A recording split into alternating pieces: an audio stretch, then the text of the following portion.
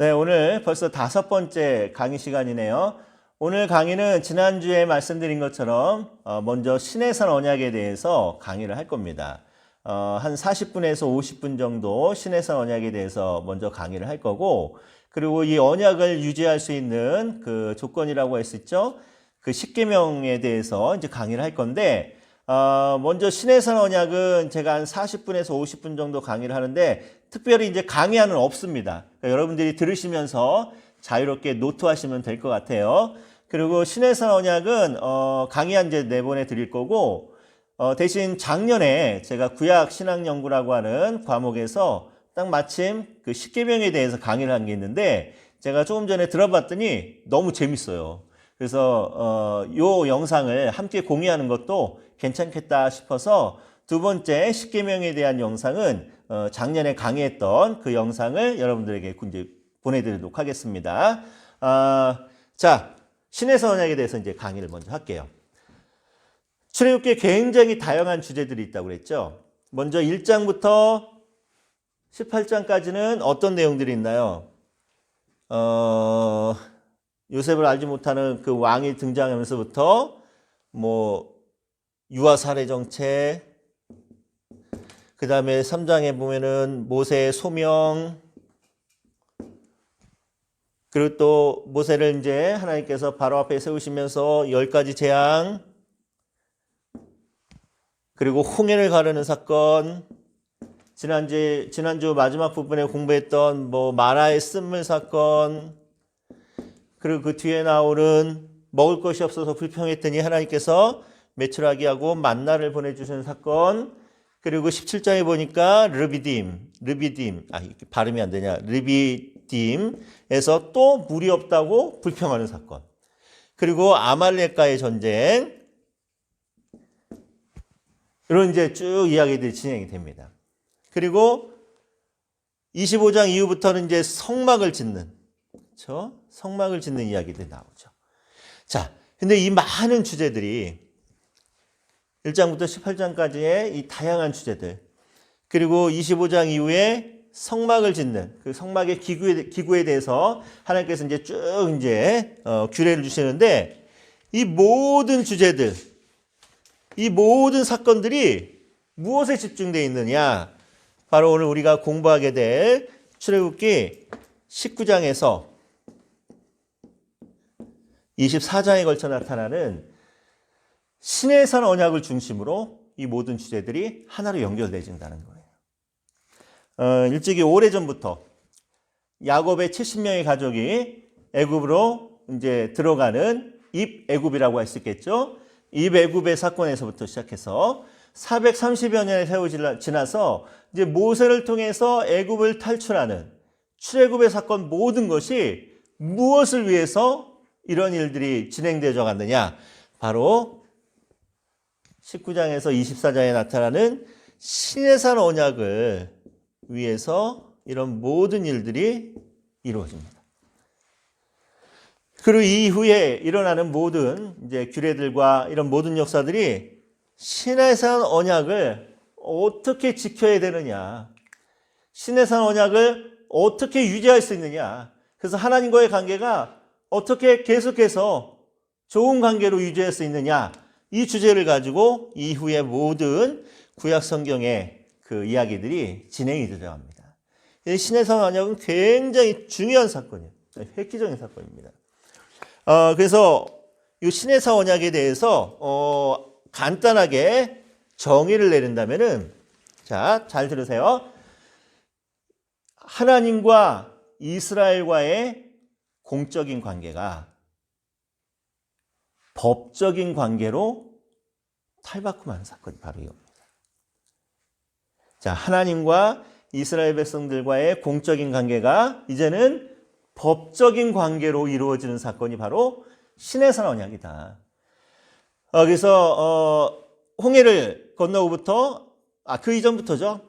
애굽에서부터 계속해서 불평하고 원망하고, 홍해를 건너고 난 다음에도 마라의 쓴물, 르비딤 사건, 또 메추라기 만나 사건 통해서 계속 불평하고 원망하던 백성들에게 하나님은 일체 심판을 하지 않았어요. 그렇죠? 근데 19장부터 24장까지 언약을 맺고 난 다음부터는 이야기가 달라집니다. 저 민수기의 기록을 보면은 또 똑같이 먹을 것 가지고 불평하고 원망했을 때, 메추라기 만나 사건 때문에 또 불평하고 원망했을 때, 그때는 하나님께서 심판을 합니다. 왜일까요? 바로 19장에서 24장, 이제는 하나님과 이스라엘 백성들과의 관계가 법적인 관계가 된 거예요. 그래서 이제부터는 하나님의 율법을 지키지 않고 하나님께 거역하면은 가차없는 심판이 내려집니다. 자, 그래서 신해성 언약은 그렇게 우리가 이제 정의를 할 수 있습니다. 그래서 오늘은 이제 19장에서 먼저 24장까지의 이제 내용을 통해서 특히 이제 19장부터 20장에 있는 언약 체결 준비 과정과 또 언약식을 이제 한번 중점적으로 한번 보도록 할게요. 자, 성경 19장, 출애굽기 19장을 이제 펴놓으시고, 자, 1절 말씀을 보니까 이스라엘 자손이 애굽 땅을 떠난 지 3개월이 되던 날이다라고 합니다. 3개월이 되던 날.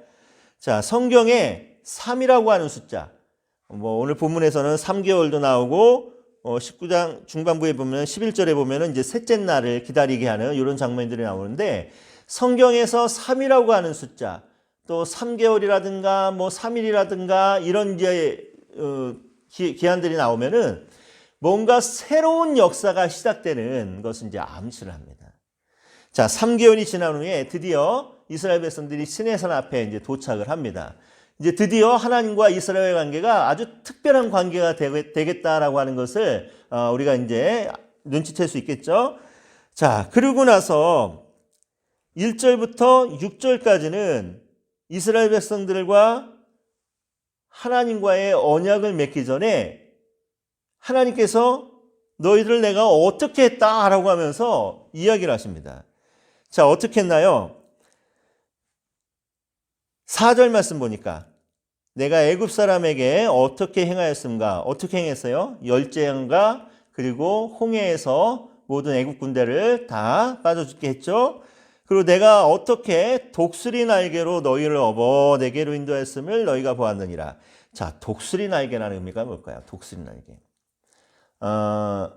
독수리의 특징이 뭡니까, 여러분? 독수리의 특징은 새끼가 태어나면은 새끼를 높이 데리고 올라가서 그냥 떨어뜨려 봅니다. 그럼 독수리 새끼가 막 떨어지면서 그 나름대로 자기도 이제 그 명색이 독수리인데 어떻게든 날아보려고 막 파닥파닥 하겠죠? 근데 갓 태어난 새끼가 어떻게 날겠습니까? 그러니까 그때 제일 싸게 어미 독수리가 얼른 내려가서 그 강하고 부드러운 그 독수리 날개로 새끼를 안전하게 받아줘요. 이걸 계속 되풀이합니다. 언제까지? 새끼 독수리가 날개짓을 익혀서 하늘을 잘 날 수 있을 때까지. 계속해서 반복하면서 훈련하는 거예요. 자, 그렇듯이 독수리 날개로 너희를 업어서 여기까지 인도했다라는 것은 내가 지금까지 너희들을 훈련시키고 또 너희들을 안전하게 보호하고 지켜주면서 내가 여기까지 너희들을 인도했다라는 거예요. 여기가 어디입니까? 바로 시내산까지. 자, 그리고 나서 또 하나님께서 말씀하시죠. 5절 말씀 보니까 세계가 다 내게 속하였나니 너희가 내 말을 잘 듣고 내 언약을 지키면. 자, 여기 중요한 말이 나오네요. 내 말을 잘 듣고 내 언약을 잘 지키면. 자, 뭐뭐 한다면 이라고 하는 조건이 나오네요. if then 구절. 만약 너희들이 이렇게 한다면 하면서 if then 구절이 나옵니다. 자, 조건을 암시하죠. 다시 말해서 시내산 언약은 다른 언약과 성격이 달라요. 여러분, 아브라함과 언약을 하실 때는 창세기 15장 보면은 기억나죠? 재물을 쪼개놓고 원래 언약을 맺을 때는 언약을 맺는 두 쌍방 간의 당사자가 함께 재물 사이를 걸어갑니다. 그 이유는 누구든지 언약을 깨면은 죽음으로 갚아야 된다라는 그런 의미에서 언약식을 하면서 재물을 쪼개놓고 둘이 다 같이 재물 사이를 지나가게 돼요. 근데 창세기 15장에서는 하나님이 아브라함과 언약을 맺으시면서 아브라함은 그 쪼갠 재물 사이를 지나가지 않고 하나님만 지나갑니다. 이 의미는 뭐예요? 하나님께서 일방적으로 아브라함과 은혜로 언약을 맺어주시는, 그러면서 약속하는 거죠. 내가 이 언약을 성실하게 이끌어갈 것이다. 반드시 지켜줄 것이다. 라고 하면서 하나님 편에서의 일방적인 은혜의 언약입니다. 다윗 언약도 마찬가지죠. 다윗에게 하나님께서 말씀하셨습니다. 나단 선지자 통해서 너의 나라와 너의 왕위가 영원할 거야 라고 하면서 하나님이 일방적으로 약속했어요. 다윗은 그 언약을 지키기 위해서 그냥 하나님의 말씀대로 순종하면서 그냥 살면 돼요. 다윗의 후손들도. 무조건 하나님께서 다윗에게 일방적으로 은혜의 언약을 맺습니다. 예레미야에서 나오는 새 언약도 마찬가지죠. 이제 내가 너희들 마음에 내 계명을 세울 테니 새 언약을 허락하시면서 약속하시면서 그 새 언약이 누구예요? 예수 그리스도라고 하는 하나님께서 일방적인 은혜로서 언약을 맺어줍니다.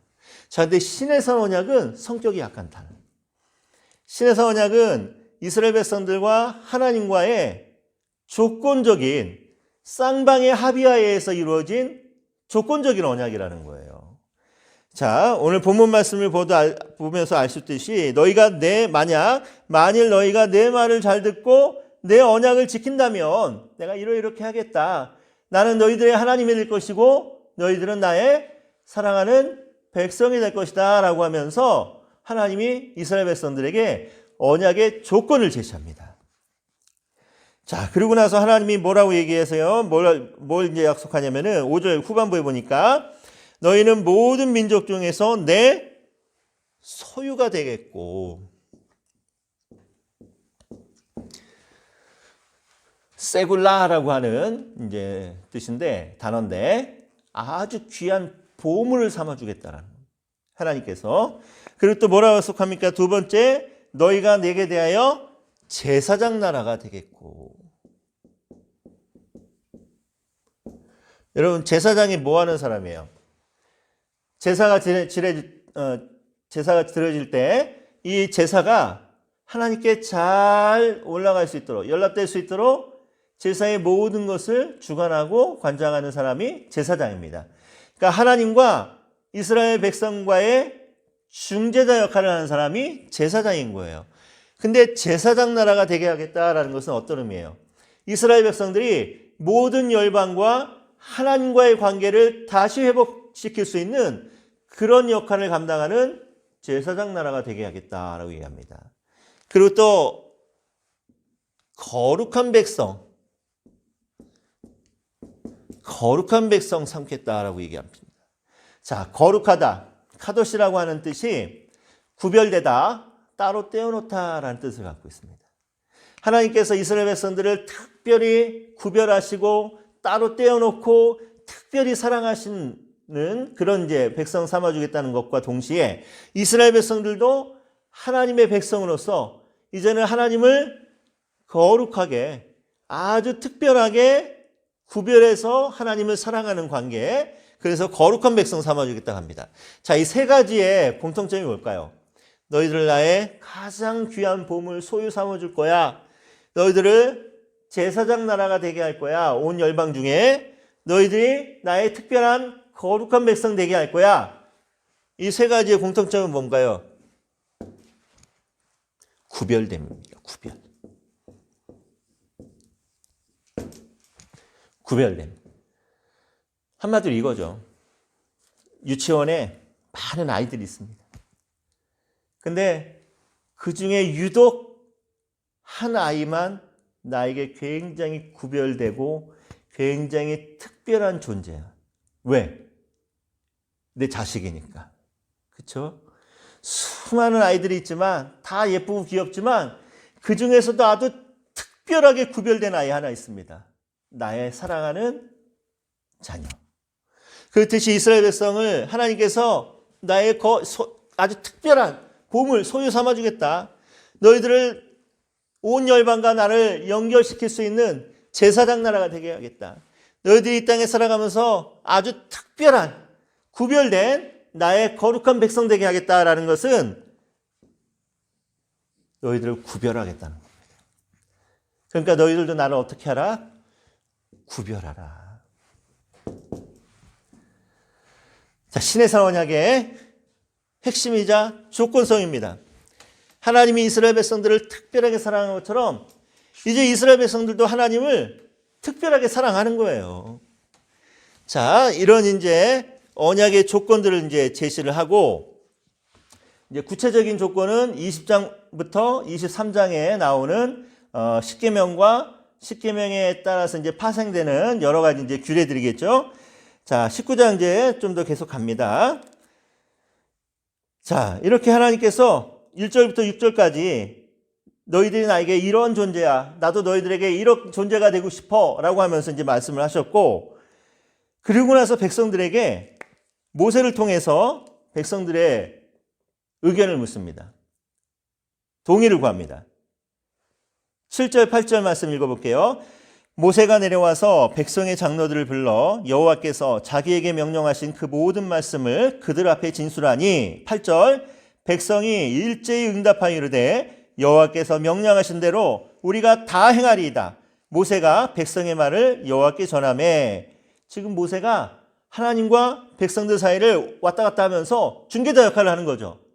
하나님께서 이렇게 말씀하셨는데 어떻게 할래? 백성들은 우리가 다 그렇게 하겠습니다. 준행하겠습니다. 하나님께 가서 또 모세가 준행하겠답니다. 또 하나님의 말씀을 듣고 또 와서 전하고 또 준행하겠습니다. 중개자 역할을 하는 거예요. 지금 계속해서. 자, 그리고 나서 11절 보니까 10절 11절 보니까 성결하게 합니다. 이스라엘 백성들을. 오늘과 내일 그들을 성결하게 하며 그들에게 옷을 빨게 하고 준비하게 하여 셋째 날을 기다리게 하래. 셋째 날. 자, 3일간의 여유를 주는 이유는 뭘까요? 시간을 주시는 이유. 충분히 생각해 보라는 거지. 이제 하나님과 이스라엘 백성들이 언약을 맺는데 앞으로 내가 너희들에게 조건, 제시할 율법들, 하나님의 규례들을 너희들이 잘 듣고 잘 지킬 것인지, 그래서 나의 특별한 소유가 되고 제사장 나라 되고 거룩한 백성 되어서 나와 아주 특별한 관계가 될 것인지 충분히 생각해 보라는 겁니다. 3일간의 여유를 주시는 거죠. 그러니까 하나님의 인격적인 만남이 여기서부터 이제 드러나기 시작합니다. 하나님은 강제적으로 너희들 이거 해! 야 아니라 충분히 시간을 주시고 이스라엘 백성들이 충분히 생각하고 충분히 곰곰이 따져보기도 하고 하면서 이 언약을 맺을 것인지 먼저 이스라엘 백성들에게 시간을 주시고 결정하게 하시는 거예요. 자, 그리고 나서 이스라엘 백성들이 하나님 명령하신 대로 이제 3일째 되는 날까지 뭐 옷도 빨고 부부관계도 금하고 하면서 성결하게 자기들을 이제 가꾸고 이제 기다립니다. 드디어 16절 보시면은 이제 셋째 날 아침이 됐어요. 역사적 이제 날이 되는 거예요. 셋째 날 아침에 우레와 번개와 빽빽한 구름이 산 위에 있고 나팔 소리가 매우 크게 들림에 진중에 있는 모든 백성이 다 떨더라. 자, 이게 어떤 상황이냐면은 우레가 치고 번개가 번쩍거리고 구름이 막 산 위에 막 빽빽하게 이제 막 몰려오고 어디선가 나팔 소리가 막 크게 들려. 자, 이런 현상들이 어떤 현상이냐면은 고대 근동에 수많은 이제 신들이 있잖아요. 이 신들이 등장할 때 이런 현상들이 일어납니다. 우레가 치고 번개가 번쩍거리고 구름이 빽빽하게 나오고 그리고 나팔 소리가 막 크게 들리면서 신들이 짠 등장하는 거예요. 가나안 땅의 바알 신도 이런 현상 속에서 싹 등장하는 모습이 나옵니다. 자, 그렇다면은 아니 하나님이나 고대 근동의 잡다한 신들이나 뭐 별 다를 게 없네요 라고 생각할 수 있죠. 천만의 말씀. 뭐가 다르냐면은 19장 19절 다 같이 읽어볼게요. 나팔 소리가 점점 커질 때 모세가 말한즉 하나님이 무엇으로? 음성으로 대답하시더라. 히브리어 콜이라고 하는 단어를 쓰는데 콜, 영어로도 콜, 뭐 부르다 뭐 이런데 하나님의 음성, 콜, 하나님의 소리가 들리는, 하나님의 목소리, 말씀이 들리는 거예요. 고대 근동의 신들은 우레치고 번개치고 또 구름이 자욱하고 연기도 막 나고 나팔 소리가 막 나면서 이제 등장을 하는데 그 어떤 신도 말씀으로 음성으로 등장하는 신은 아무도 없습니다. 근데 지금 이스라엘과 언약을 맺는 하나님은 지금 뭘로 등장하시냐면은 소리, 콜, 음성, 하나님의 말씀으로 등장하신대. 여러분, 내가 누군가에게 내 음성으로 말을 걸어요. 굉장히 높은 위치에 있는 사람이 굉장히 저 밑에 있는 천한 사람에게 정말 부드러운 목소리로 말을 걸고 음성으로 화답을 합니다. 어떤 만남인 거예요? 인격적인 만남. 하나님의 인격적인 모습이 어디서 또 보이는가 하면은 17절 보면은 모세가 하나님을 맞으려고 백성을 거느리고 진에서 나오매 그들이 산기슭에 섰어. 이 무슨 말이냐면은 군대 갔다 온 사람들은 알죠? 사단장이나 뭐 군단장 올 때 온 병사들 다 도열하잖아. 양쪽으로, 양옆으로. 그렇듯이 이스라엘 백성들이 하나님을 만나기 위해서 양옆으로 쫙 도열해 서는 거야. 인격적인 만남을 얘기하는 거야. 고대 근동에서 이렇게 두 당사자 간에 서로 이렇게 도열하고 이렇게 만나는 이 장면은 굉장히 인격적인 만남을 이야기합니다. 자, 하나님과 이스라엘 백성들이 이렇게 인격적인 만남을 통해서 아주 특별한 관계를 지금 맺기 위해서 준비하는 과정인 거예요. 자, 그리고 나서 하나님께서 20장부터 드디어 가장 중요한 십계명과 21장부터는 20장 후반부부터는 이 십계명에서부터 파생되는 수많은 이제 규례들이 계속해서 이제 등장을 합니다. 23장까지 이제 이러한 법을 쭉 이제 알려줍니다. 그러고 나서 드디어 24장. 자, 24장으로 한번 넘어가 볼게요. 24장 3절 말씀을 한번 다 같이 읽어보면은 모세가 와서 여호와의 모든 말씀과 그의 모든 율례를 백성에게 전하매. 자, 모든 말씀은 뭐고 모든 율례는 뭔가요? 모든 말씀은 십계명을 이야기하는 거고 모든 율례는 십계명에서 파생된 여러 가지 규례 그리고 여러 가지 율법들을 이제 이야기합니다. 자, 이렇게 십계명과 그 율례들을 백성들에게 전하는 거예요. 하나님이 이렇게 하라고 한다. 그랬더니 그들이 한 소리로 응답하여 이르되 여호와께서 말씀하신 모든 것을 우리가 어떻게 하는데요? 준행하리다. 우리 그렇게 하겠습니다. 우리와 언약을 맺어주십시오라고 하면서 이스라엘과 하나님과의 쌍방의 언약이 지금 형성되고 있는 거예요. 자, 그러고 나서 4절 모세가 이제 12기둥을 이제 세웁니다. 12지파대로. 그리고 5절 말씀 정말 중요해요. 이스라엘 자손의 청년들을 보내어 여호와께 소로 번제와 화목제를 드리고.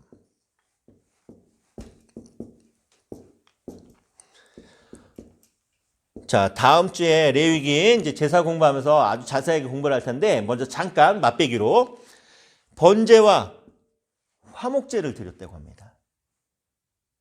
자, 지금 언약을 맺으면서 이제 언약식에 이제 이스라엘과 하나님이 언약을 맺는데 번제와 화목제를 드리는 의미는 무언가 하면은 번제는 죄가 없이 드릴 때는 어떤 의미를 갖고 있냐면은 헌신과 충성을 의미합니다. 내가 이제 하나님 앞에 충성하겠습니다 라는 것을 다지면서 서로 번제를 드리는 거예요. 화목제는 어떤 의미가 있나요? 화목제, 하나님과의 관계가 아주 특별해진 것을 감사하면서 화목제로 하나님께 감사의 제사를 드리는데 화목제의 가장 큰 특징은 뭐냐면은 제사를 드린 사람이 제물을 드린 사람이 말이 잘못됐다. 그러니까 내가 제사를 드리러 왔어요. 내가 하나님께 화목제물을 드렸잖아요.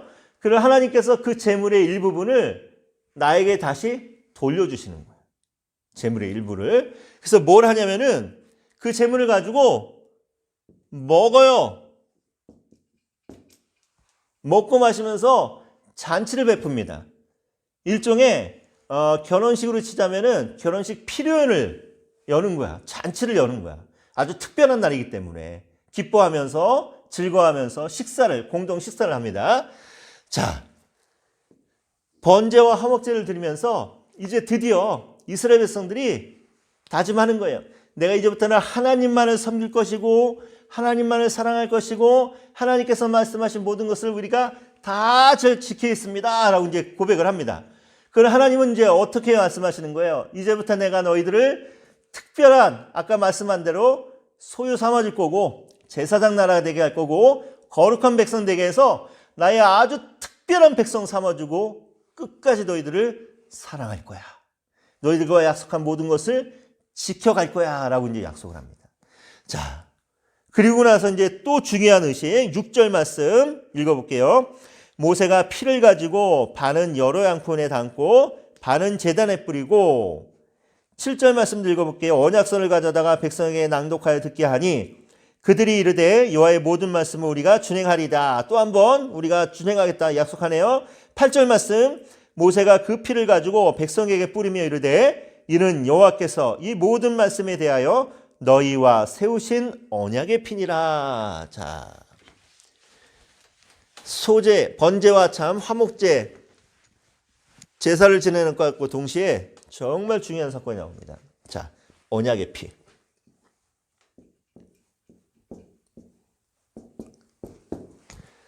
제물을 잡을 때 피가 나옵니다. 그렇죠?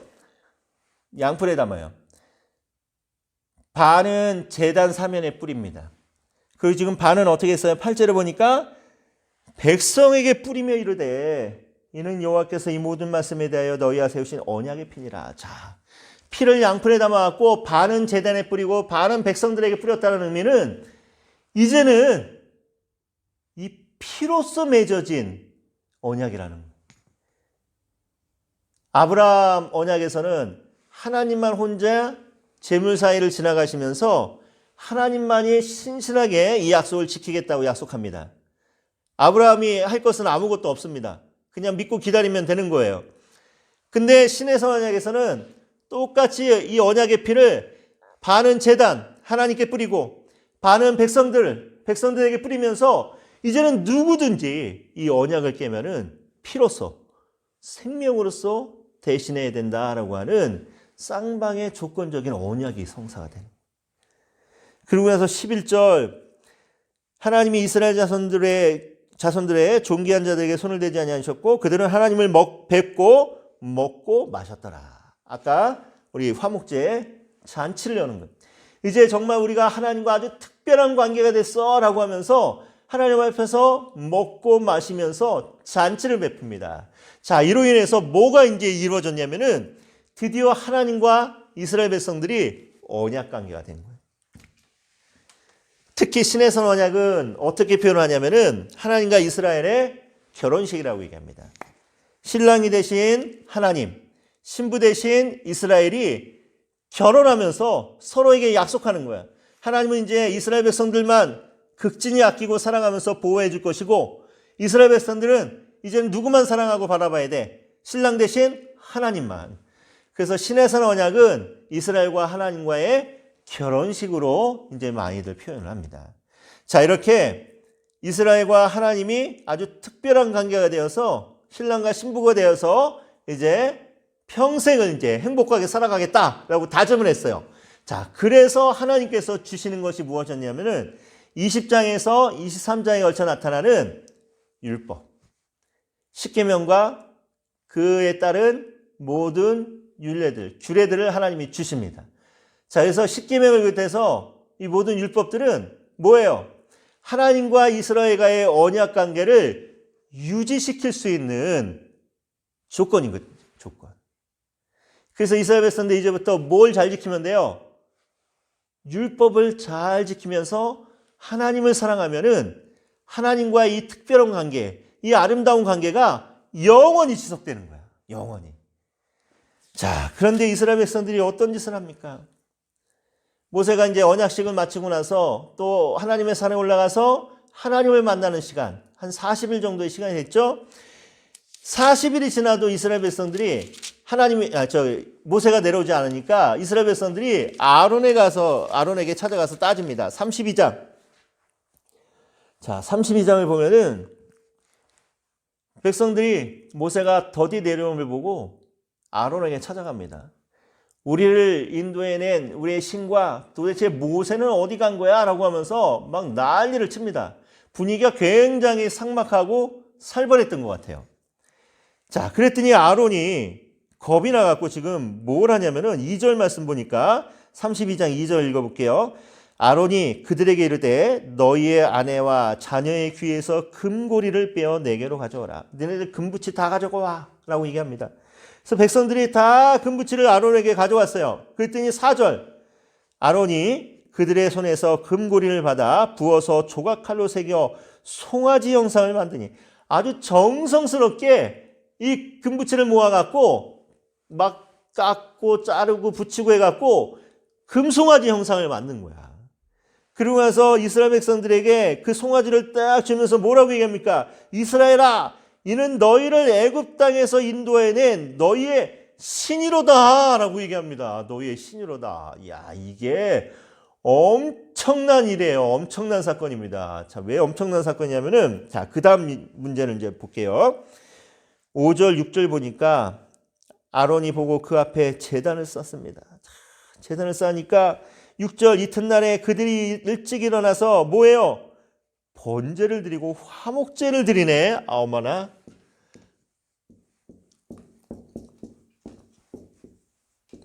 자, 아까 24장에서 하나님과 이스라엘 백성들과의 언약이 성사될 때 뭐 했어요?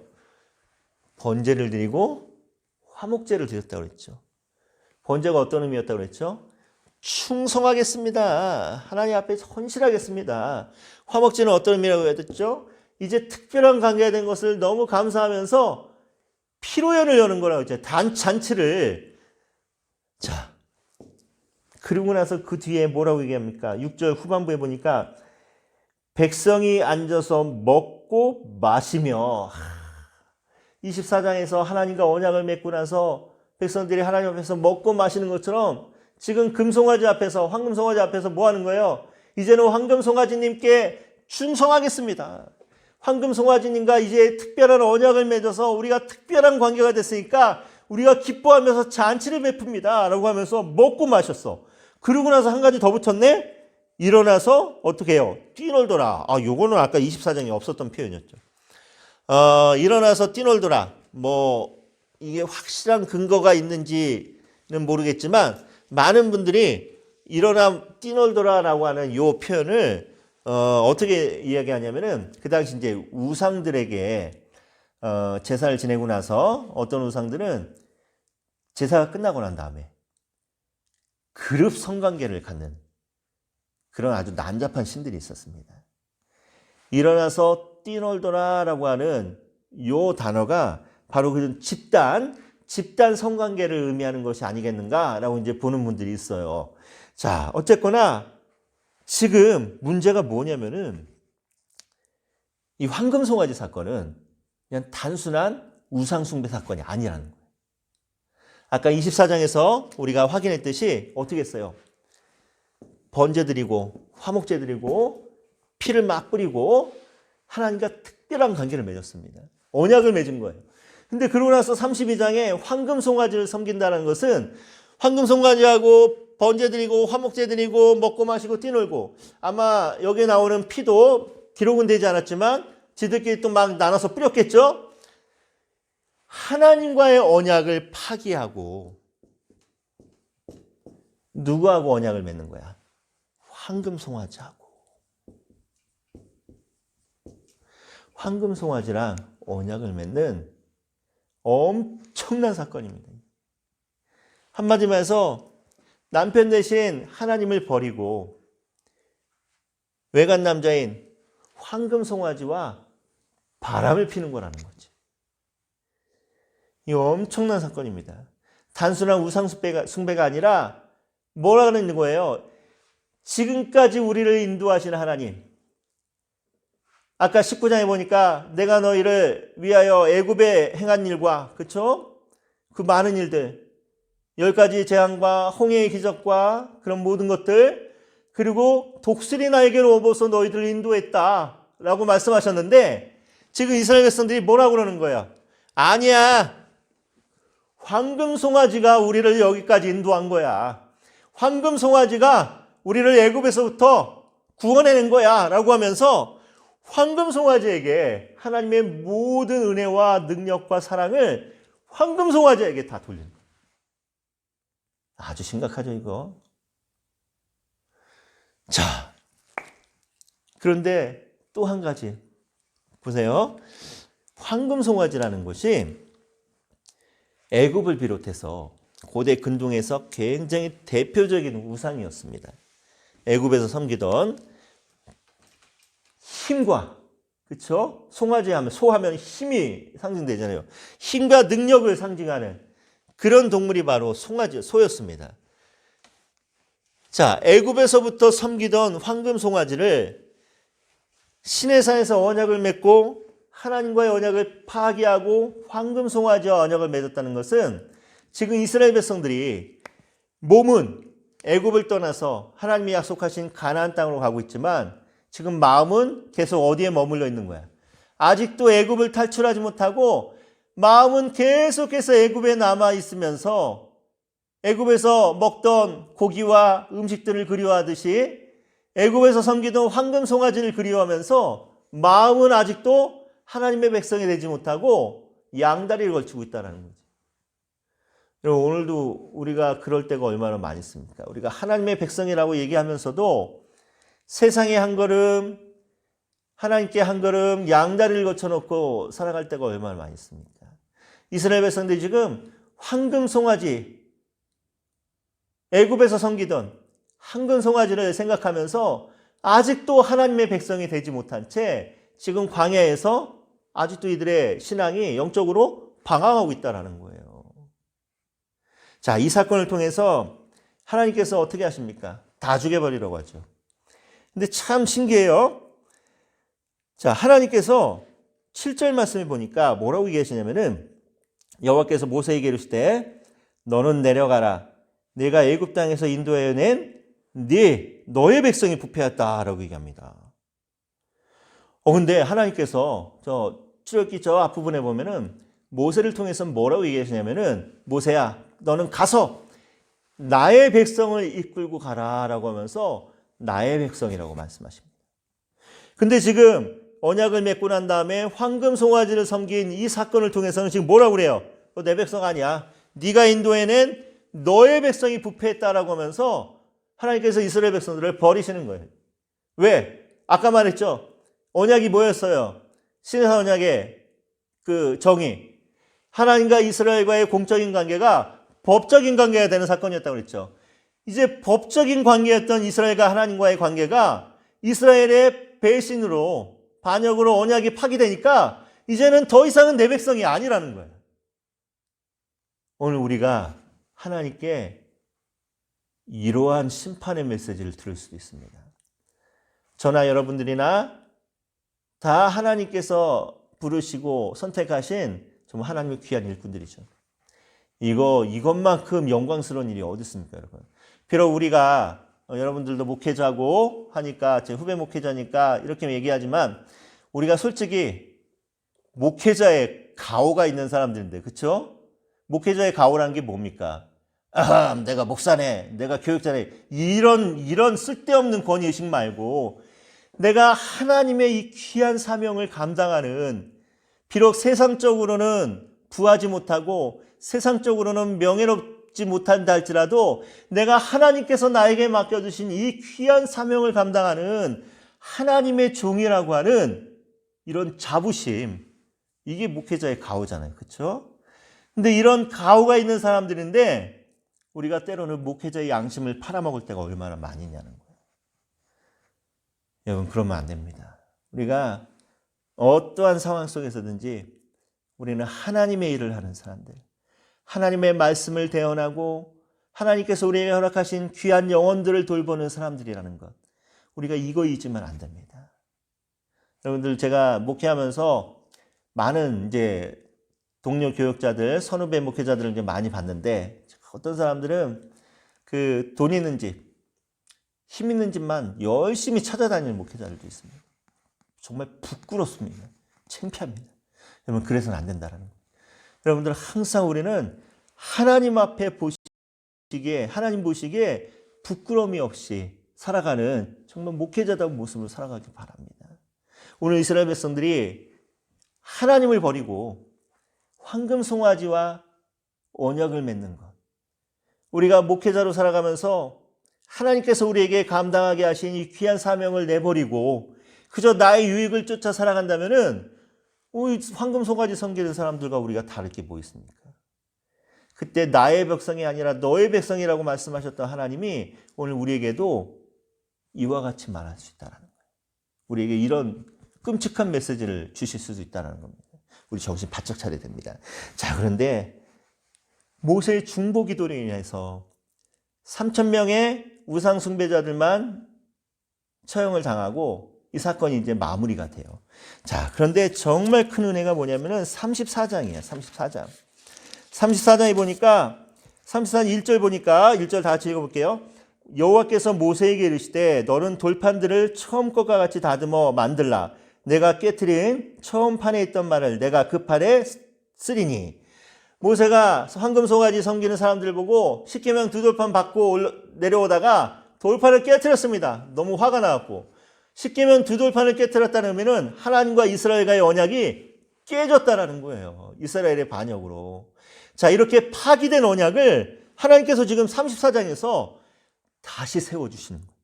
10절 여호와께서 이르시되 보라 내가 언약을 세우나니. 이스라엘 백성들이 황금 송아지를 섬기면서 황금 송아지와 새롭게 언약을 맺으면서 나와의 언약을 파기하고 깨트렸지만 내가 다시 이 언약을 세우겠다라고 얘기합니다. 아까 우리 신에서 언약의 조건성에 대해서 얘기했죠. 만일 너희들이 이렇게 한다면 하고 하면서 내가 소유 삼아주겠고 거룩한 백성 되게 하겠고 제사장 나라 되게 하겠다. 하나님이 약속하셨어요. 자, 그런데 분명히 조건이 있긴 있었는데 34장을 보면은 이스라엘 백성들이 일방적으로 깨트린 언약. 그럼 뭘로 갚아야 돼요? 죽음으로 다 갚아야 됩니다.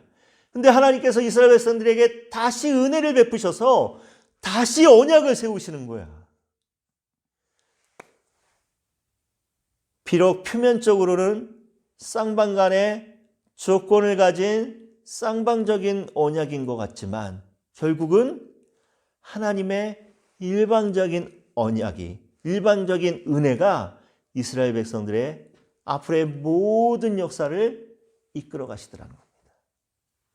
오늘 우리가 때때마다 하나님을 배반하고 하나님을 버리고 하나님을 모른다 하고 세상의 헛된 것에 빠져서 살아갈 때도 있지만 그때마다 때로는 하나님이 우리를 심판도 하시지만 하나님께서는 한 번 하신 언약, 이 약속을 끝까지 이끌어 가신다라는 거예요.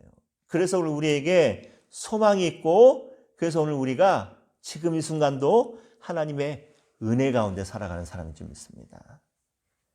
오늘 이 신에서 언약 이렇게 이제 짤막하게 언약에 대해서 이제 강의했고 첫 번째 영상은 이제 여기서 신에서 언약으로 이제 끝이 나고요. 두 번째 그 영상 이 언약을 유지할 수 있는 조건이었던 십계명과 그 내용에 대해서 두 번째 영상에서 이제 여러분 만나겠습니다. 아까 말씀드린 것처럼 십계명 그 영상은 제가 작년에 구약 신학연구 강의했던 내용입니다. 그거 참고하시고 영상 시청하시면 될 것 같습니다. 수고하셨고 우리 다음 주에는 레위기와 그 레위기에 나오는 제사에 대해서 공부하면서 하나님 앞에 거룩한 것이 무엇인가에 대해서 우리 함께 또 은혜 나누고 수업 나누도록 하겠습니다. 제가 기도하고 마치겠습니다. 하나님 감사드립니다. 오늘 신의 산 언약을 통하여서 우리 하나님께서 우리에게 베풀어 주시는 귀한 은혜와 또 신실하신 우리 하나님의 모습을 우리가 봅니다.